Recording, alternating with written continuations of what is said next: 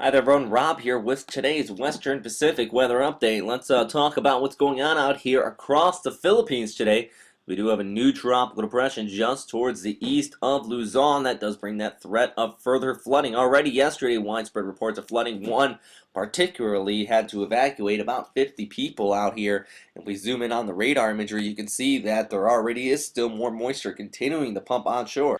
Now remember that the Philippine radar system still is in its initiation phase here as far as being released to the public, so we only got a few radars at our disposal. But you can see that due to that southwesterly flow, a lot of the rain is building up here across the western portions of Luzon, including Manila there. You could be seeing some heavy rain showers throughout the day. So with that said, there is that severe threat of some urban flooding, especially in some of the low-lying areas with poor drainage, and also a rise in river wet levels around here. So definitely do stay out of the rivers if at all possible. They could be moving rather rapidly. Always remember that even though it does look rather timid and calm, usually it does end up in a very dangerous situation, and that's what we saw with our last several systems. Many people trying to swim across rivers out across much of this region. That sadly led to several deaths, but now we have our tropical depression. JTWC still is not warning on this, although I would expect them to in the near future. Neither is Bagasa. They have it as a low pressure area, and currently though as a tropical depression from JMA, moving off there towards the northwest at about just basically less than 5 knots, moving very slowly, rather disorganized at this time. Really the main feature with this is once again that southwest monsoon being enhanced, flowing around that center of circulation, so that moisture is getting pulled in from the southwest, moving out there towards the north.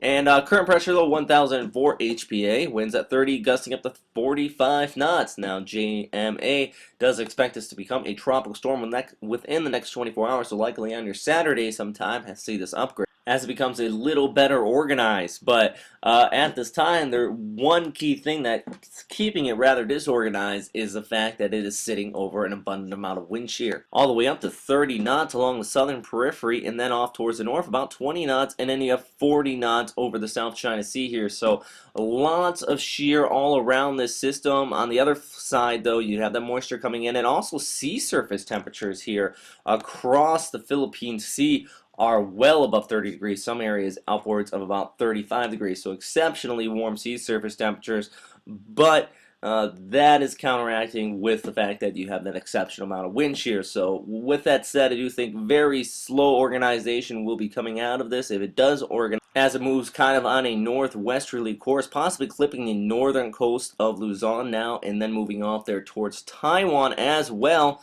But once again, that's the center of circulation. All of the Philippines, though, you're going to be affected by this, so definitely be on guard for this. You see that westerly motion coming in out of the west. That's a southwest monsoon, and that's what's bringing all that moisture in, and that's going to be bringing that threat of flooding here. So even though you do have that center of circulation offshore, do not let your guard down across much of the Philippine archipelago. Now, let's look elsewhere out here across the western Pacific after we talked about our tropical depression now, because we have our enhanced southwest monsoon here, but off towards the north, our low pressure area, the remnants of Kanoon, still moving off there towards Russia. That's continuing to weaken out, though. Just some light rain showers likely with it, as analysis was created actually about 6 hours ago.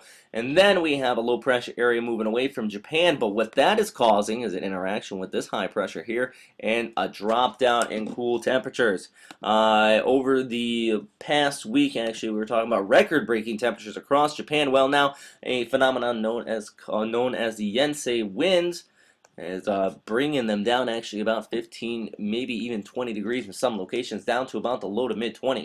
As shown here on the current temperatures across the western Pacific, 21 degrees in Tokyo. If we scroll down, though, you can see that the forecast highs are only expected to get up to 21 degrees in Tokyo today. So exceptionally cooler temperatures, very much at the welcome relief of my electric bill out here, as I've been running that air conditioning and firing up the prices on that.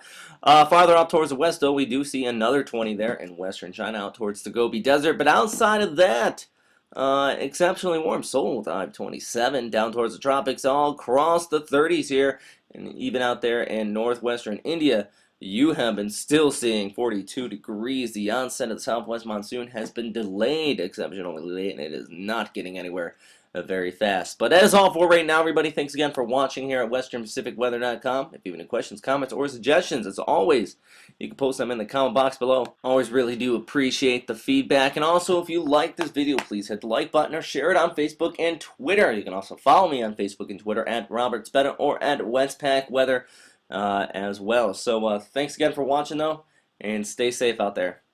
Have a great day.